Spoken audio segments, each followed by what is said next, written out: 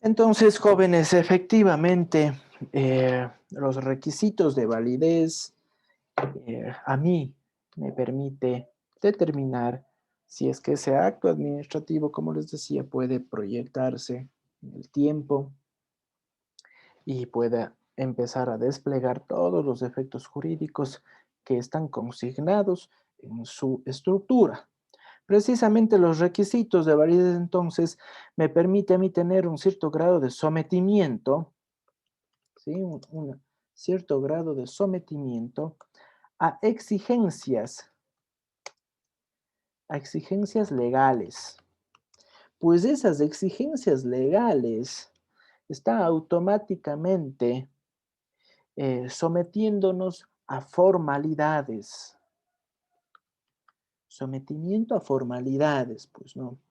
Si es que nosotros entonces, como administración pública, nos sometemos a esas exigencias legales, a estas formalidades, nosotros podemos consolidar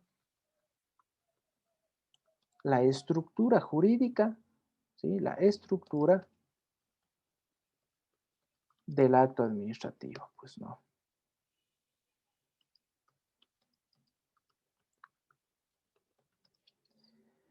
Entonces, noten ustedes que su presencia es fundamental y nos resulta pertinente. Los requisitos de validez como tal los vamos a agrupar, pues, ¿no? En dos bloques prediseñados, en dos bloques que nosotros vamos a ver que los podemos identificar, los podemos encontrar y sobre todo, pues, acuérdense que sobre los mismos vamos a trabajar. Podemos decir aquí, vamos a ver, que los requisitos de validez tienen un punto de partida. El punto de partida es el artículo 99 del COA, ¿no? El artículo 99 del COA.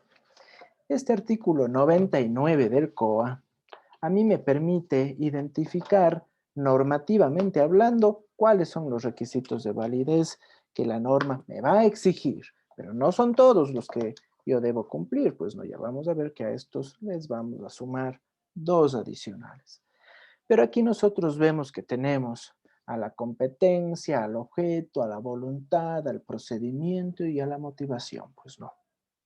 Entonces, si es que esto es así, si es que esto es así, este punto de partida lo vamos a dividir en dos, porque hablamos pues de requisitos subjetivos y luego tenemos los requisitos objetivos.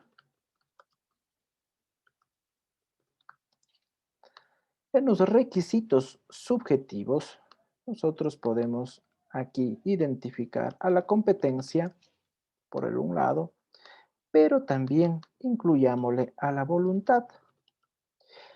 Y cuando digo a la voluntad, me estoy refiriendo a la voluntad administrativa. A la voluntad administrativa. Que la ejerce, que la desarrolla el funcionario público, competente para actuar. Entonces hablemos de requisitos subjetivos. Estamos hablando de un sujeto, de ese sujeto llamado Estado, de ese sujeto llamado municipio, llamado Ministerio de Salud, de ese sujeto llamado gobierno provincial, etcétera. Todos los agentes públicos que tienen capacidad para producir actos administrativos. Y por requisitos objetivos, nosotros vamos a ver aquí que tenemos pues al objeto, tenemos aquí al procedimiento, pero también tenemos aquí a la motivación y le vamos a sumar a los requisitos objetivos, le vamos a sumar los presupuestos de hecho, pero también vamos a sumarle la finalidad del acto administrativo.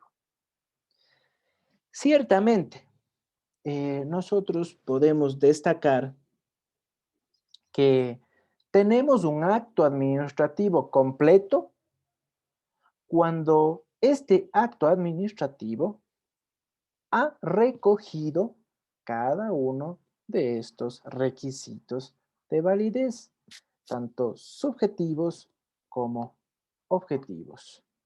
Entonces, pongámosle aquí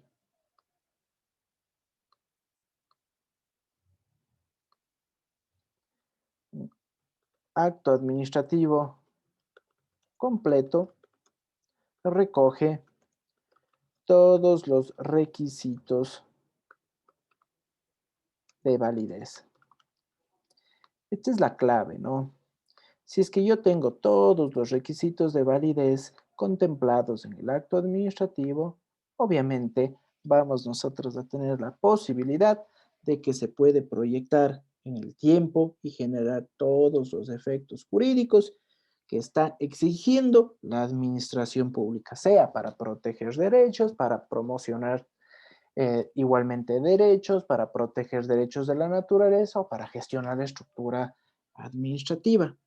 Entonces, centrémonos en este momento en la competencia.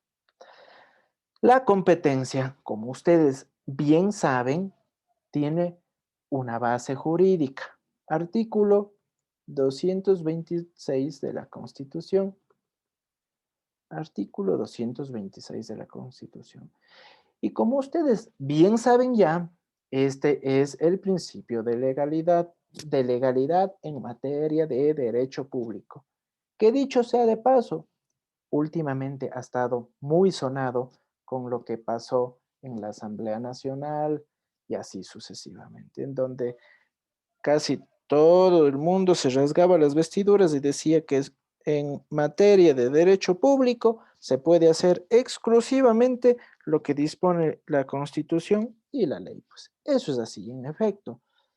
Los agentes públicos no pueden extenderse más allá de lo consignado, de lo dicho por la Constitución y la ley. Son facultades, son prerrogativas, y esas prerrogativas, esas facultades, tienen que ajustarse a una estructura normativa, precisamente porque ese sometimiento, ese acatamiento, nos va a nosotros a dar como resultado que nos encontramos en un espectro de seguridad jurídica. Consecuencia, seguridad jurídica. Artículo 82, que siempre insisto, ¿no? Artículo 82.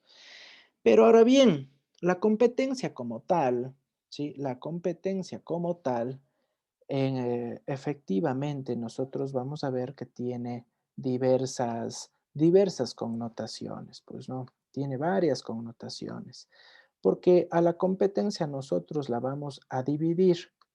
Y es así, pues, ¿no? Los actos administrativos toman en cuenta la competencia, pero ciertos tipos de competencia. Por competencia, acuérdense, estamos nosotros refiriéndonos a una aptitud que el ordenamiento jurídico le está confiriendo a un organismo administrativo para que pueda producir actos administrativos. Es una aptitud, ojo, ¿sí? Es una aptitud dada por el ordenamiento jurídico. Pero esa aptitud tiene que estar o toma en cuenta diversos tipos de competencia, ¿sí? Entonces, en efecto, debemos tomar en cuenta, y pongo con mayúscula, tipos de competencia. Ciertamente, nosotros vamos a ver que someternos a estos tipos de competencia nos va a nosotros a dar la posibilidad de encontrarnos pues en un modelo orgánico, en un modelo que por sobre todas las cosas ¿sí? Que sobre todas las cosas esté organizado, pues, ¿no?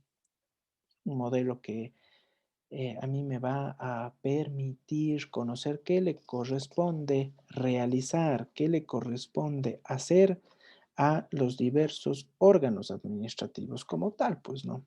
Entonces, si es que esto es así, ¿cómo está dividida la competencia? La competencia como tal, entonces, encuentra asidero en una competencia en razón. Vamos a poner aquí razón de la materia. Vaya, ahí. En razón de la materia, encontramos a la competencia en razón del territorio. Encontramos asimismo competencia en razón del tiempo y encontramos la competencia como tal en razón del grado. En razón del grado. Noten ustedes entonces que un acto administrativo como tal va necesariamente a tomar en cuenta estos elementos y estas razones de la competencia.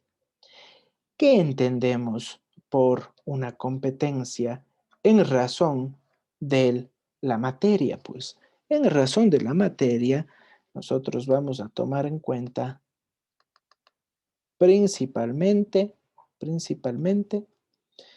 eh, derechos específicos, pues no. Por ejemplo, salud, educación, trabajo, ¿no es verdad? Vivienda, etcétera. Materia. Pongámosle aquí un hito más. Agua, etcétera. Parten de ciertos tipos de derechos, materias específicas, materias técnicas. Por lo tanto, si hablamos de la competencia en razón de la salud, bueno, pues es que tenemos un órgano rector, un órgano administrativo rector en materia de salud pública, que es el competente para producir actos administrativos en materia de salud, pues, el Ministerio de Salud Pública. Si hablamos de educación, nosotros ahí debemos identificar de qué grado de educación estoy yo hablando, pues para saber cuál es el órgano competente. Acuérdense de eso, ¿no? Si hablamos de la educación superior, pues bien, tendremos que irnos al órgano rector en materia de educación superior, la CENACYT. Y si hablamos en razón de la materia de educación de los niveles eh, a nivel de escuela o de colegio, muy bien, tenemos al Ministerio de Educación, pues, ¿no? De Trabajo, Ministerio del Trabajo. De Vivienda, desde luego que tenemos el Ministerio de, el que le acaban de nominar o nombrar a Mae Montaño, pues, ¿no? Este Ministerio de Inclusión Económica y Social que conoce el tema de vivienda, pues, ¿no? Conoce el tema de vivienda.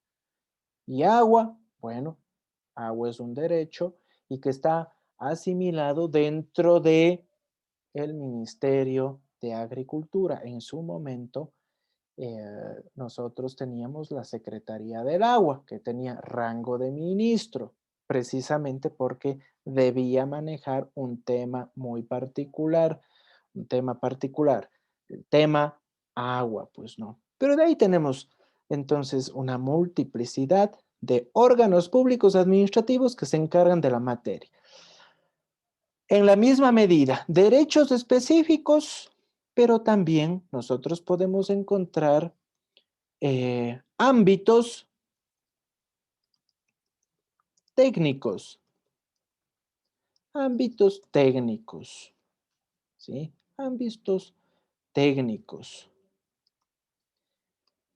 Y son ámbitos técnicos porque son necesarios para el desarrollo del Estado, ¿sí?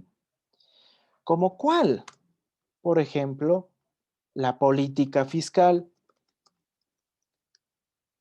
¿sí? Y pongámosle así, la política económica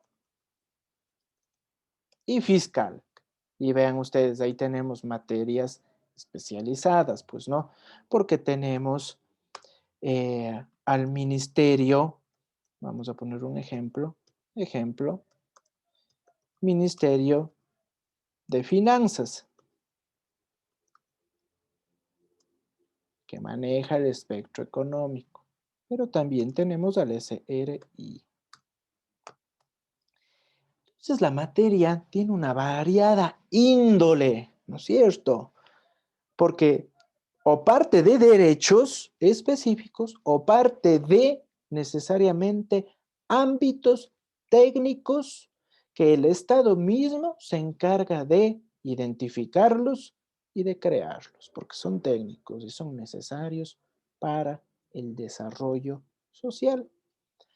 Por la materia, pues no. Entonces ustedes ya saben bien que si es que tenemos un acto administrativo que nace del SRI, obviamente ese acto administrativo que me está a mí sancionando porque no hice de manera oportuna mi declaración al impuesto a la renta y me está diciendo ahora tiene que pagar tanto por una sanción, una multa económica por no acatar la norma, saben bien que solo el SRI debe producir eso, pero no puede invadir la competencia otro órgano, pues no.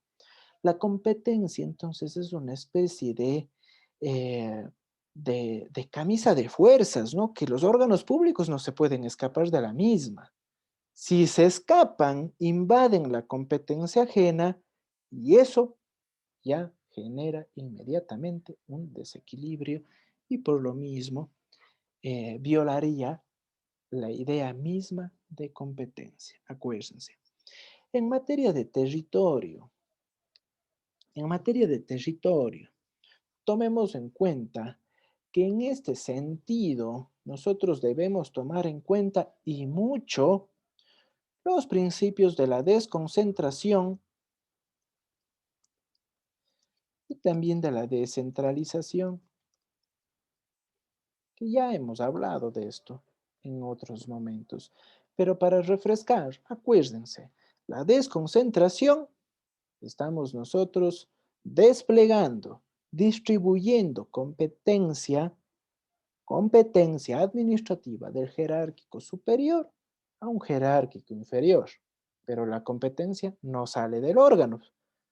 Descentralización, en cambio, estamos hablando de esa transferencia progresiva y definitiva del gobierno central a otro nivel de gobierno, como en el caso del gobierno central que transfiere la competencia de tránsito a los gobiernos autónomos descentralizados municipales. Perfecto. Entonces, si es que esto es así, nosotros debemos sujetarnos a estos dos conceptos. Si es que estamos hablando de la competencia en razón de una desconcentración, perfecto, no hay problema. Estamos hablando entonces de que del Ministerio de Economía de Quito le estamos nosotros distribuyendo una competencia pequeña para que el coordinador zonal de aquí, de Cuenca, pueda realizar cierto tipo de actuaciones administrativas sin tener que pedir permiso a Quito, en razón del territorio, pues.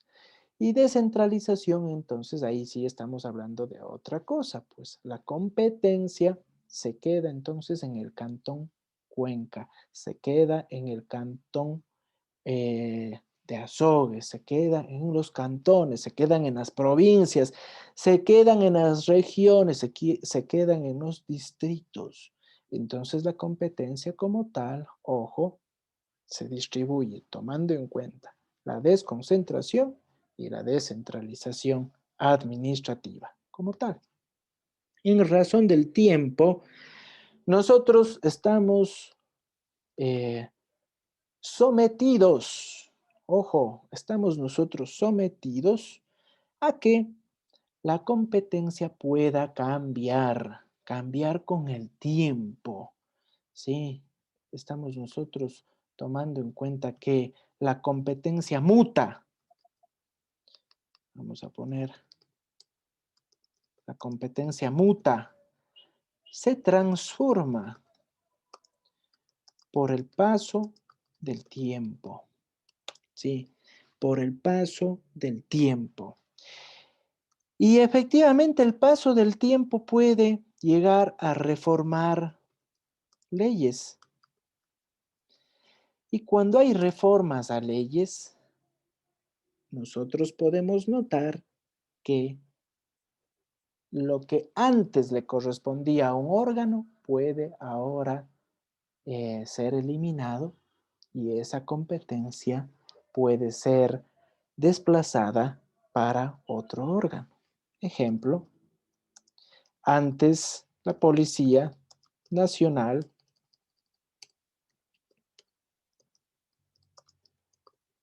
controlaba el tránsito, ¿no? Ahora, por el paso del tiempo, le corresponde al GAD cantonal. Precisamente por el paso del tiempo, pues. Y puede ser a la inversa, pues, ¿no? Entonces, el tiempo juega también un rol importante en la competencia administrativa. Y finalmente, en razón del grado, nosotros aquí tomamos en cuenta un sistema altamente burocratizado. Y un sistema burocratizado está estructurado, tiene una visión estructuralista, como bien diría Max Weber, ¿no? Una visión estructuralista. El estructuralismo a mí me permite saber, me permite comprender qué atribuciones, qué potestades le corresponde a cada agente público. Entonces, cada agente público tiene potestades, pero mientras más alto se encuentre situado ese agente público en el orden jerárquico, va a tener mayores atribuciones de control. Entonces, pongamos, mientras más alto se encuentre en el orden jerárquico, mayores atribuciones de control y de gestión. Precisamente esa es la idea, pues, ¿no? Pero esto que les digo del grado tiene que estar determinado. Determinado en la norma, ¿no? En la norma. Esa norma suele denominarse el estatuto orgánico por procesos, en donde claramente está identificado todos y cada uno de los puestos que tiene una institución y sobre todo, y eso es lo mejor, pues, ¿no? ¿Qué le corresponde hacer a cada puesto? De tal manera de que si es que tenemos la dirección jurídica, sabemos bien qué le corresponde al director jurídico. Si dentro de la dirección jurídica tenemos el abogado de la dirección jurídica llamado servidor público 7, vamos a saber qué le corresponde a ese servidor público 7, abogado de la dirección jurídica. Entonces, todo es una cascada, ¿sí? Esto es una cascada, porque el director jurídico, primero el abogado dependerá del director jurídico, el director jurídico dependerá del subsecretario, el subsecretario dependerá del viceministro y el viceministro dependerá del ministro, pues no. Cada uno tiene un grado de atribuciones, tiene un grado de competencia y por lo mismo cierto tipo de atribuciones de control y de gestión. Y la competencia se encuentra distribuida tomando en cuenta esos elementos. Si es que nosotros entonces conocemos e identificamos que la competencia está dividida en esos rangos, nosotros podemos hablar que tenemos un mapa de legalidad y de seguridad jurídica muy bien detallado, pues. Si es que nosotros no tenemos ese detalle, bueno, pues algo está pasando. Hay un requisito de validez que nos está fallando, pues no. Voluntad administrativa. ¿Qué pasa con la voluntad administrativa? La voluntad administrativa como tal tiene que, al igual, recuerdan ustedes, cuando se estudiaba los componentes, los elementos del negocio jurídico, tiene que ser libre de todo vicio, ¿no? De todo vicio. Y la voluntad administrativa como tal es la expresión, ¿sí? Es una expresión del intelecto del agente público. Es una expresión del intelecto del agente público. Pero esa expresión del intelecto del agente público tiene que formarse, debe estar formada, tiene que moldearse, ¿sí? Esta expresión debe ser formada y moldeada. ¿Y cómo va a formarse? ¿Y cómo va a moldearse? Pues con elementos de juicio. Con elementos de juicio. Con elementos de juicio. Razonados. Comprobados. Contrastados. Solo así, esta voluntad administrativa puede exteriorizarse y la exteriorización de la voluntad administrativa es ya el acto administrativo. Pero desde luego que esta voluntad administrativa debe estar formada, debe estar moldeada con elementos de juicio. ¿Qué tipo de elementos de juicio podemos encontrar? Entonces aquí nosotros podemos decir que estos elementos de juicio son diligencias,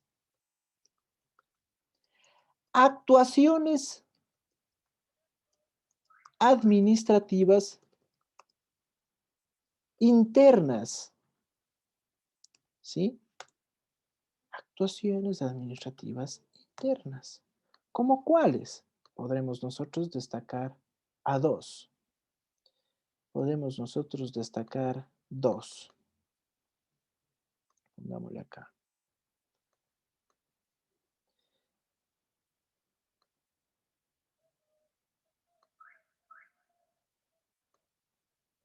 Tenemos aquí.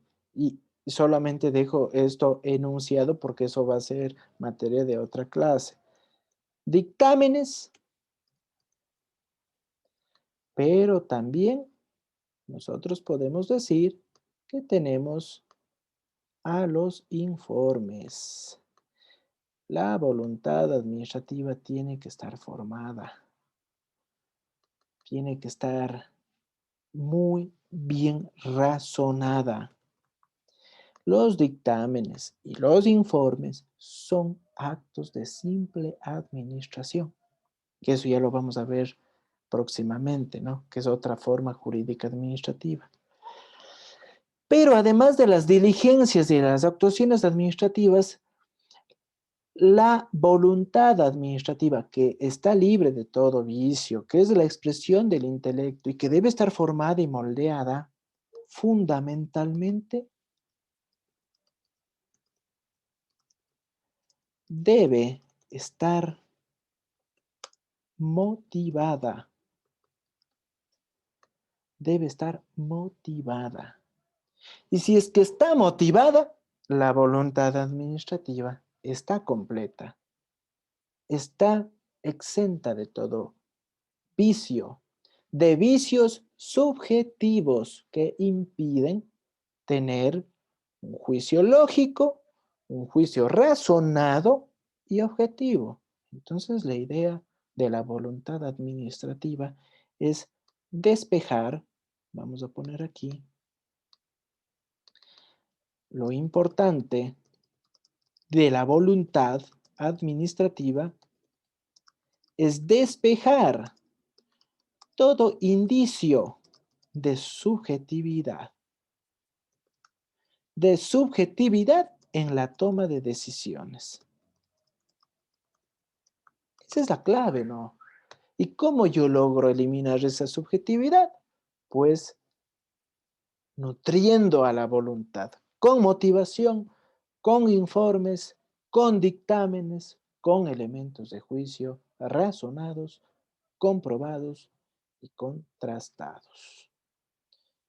¿Alguna pregunta, jóvenes? Espérense, les hago más grande. Ahí, eso. ¿Alguna pregunta? Dejo de proyectar.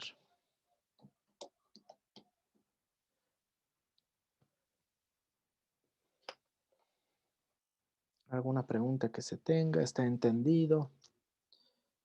¿Está claro? ¿Está claro? ¿Seguro? ¿Seguro? Si tienen duda, no duden, valga la redundancia, ¿no?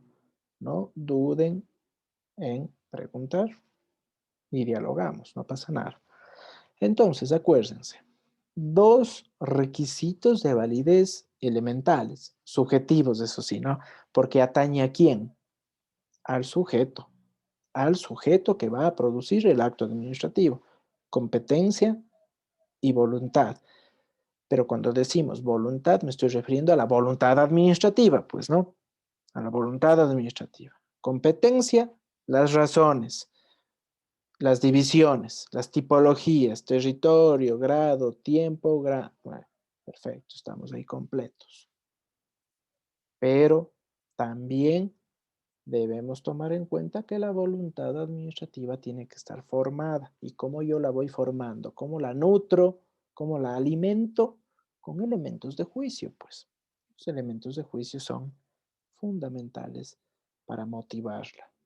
De lo contrario, es subjetiva y una voluntad administrativa, vean ustedes, una voluntad administrativa que tenga un alto componente de subjetividad, tiene un alto componente de discrecionalidad. Mientras más subjetividad tengamos en la voluntad administrativa, mayor es la subjetividad, mayor es la discrecionalidad, y si es que yo elevo la vara a la mayor discrecionalidad, eventualmente en algún momento voy a violentar un derecho. Pero si es que yo tengo un mayor índice de motivación, entonces yo voy a disminuir la subjetividad y me voy a ir a la baja, pues no voy a tener mayor objetividad. Y si tengo yo mayor objetividad, yo voy a controlar la discrecionalidad. Entonces, acuérdense, mientras mayor alimento a la voluntad administrativa tenga, mayor objetividad, mayor control de discrecionalidad. Y si es que tengo mayor control de discrecionalidad, menor posibilidad tengo de llegar a ocasionar una vulneración a un derecho, pues. ¿Estamos? Está claro esto, ¿no? Perfecto. Profesor, una pregunta. Sí, Juan. Por ejemplo, ¿podría un funcionario administrativo demandar a su superior jerárquico por considerar una de sus decisiones no motivadas? Demandar el jerárquico inferior al superior no podría, Juan. No podría. No, No es no posible. es posible eso. Entonces, ¿cuál es, No es cuál es el posible. procedimiento que compete cuando se considera que Que una carece de decisión es motivación, motivada? por Ujú. ejemplo. Por ejemplo, eso ya usted lo va a despejar cuando hablemos la siguiente clase mañana sobre la motivación, que es un requisito objetivo. Ojo, pero bueno, adelantándome un poco. Si es que el acto administrativo carece de motivación, ¿sí? Por ejemplo, omite ciertos informes vitales para determinar una sanción administrativa, yo como administrado, yo como administrado, o impugno al jerárquico superior de que ese acto administrativo es nulo y por lo tanto tiene que ser extirpado, extirpado del plano jurídico porque está vulnerando un derecho, ¿sí? O por el otro lado, si es que ya agoté la sede administrativa, yo acciono un recurso jurisdiccional ante el contencioso administrativo y demando a la institución pública que produjo un acto administrativo nulo porque carece de motivación. Ojo. Pero eso lo hace ¿quién? Lo hace el administrado. El administrado. Ojo, ¿sí? Lo hace el administrado. Esa es la clave, ¿no? El jerárquico inferior no puede demandarle pues al jerárquico superior, pues no, no podría. Precisamente para eso son los recursos, pues, para que el jerárquico superior eventualmente, si es que la petición del administrado le está diciendo, oiga, es nulo esto de aquí, ¿qué está pasando? Si es que eso es así, para eso tienen los recursos. El jerárquico superior tendrá que decirle, es verdad, no hay motivación. Tiene toda la razón, es nulo. Gracias, se acabó. Así se tiene que proceder. Para eso es un proceso con etapas, pues, ¿no? Para que en la siguiente etapa, en la jerárquico superior, subsane, cure cierto tipo de omisiones que se hayan realizado, que puede ser en este caso darle la razón al administrado. ¿Estamos, Juan? Sí, profesor, muchas gracias. Bien, jóvenes. Entonces dejémosle hasta ahí y mañana retomamos con los requisitos objetivos. ¿Sí?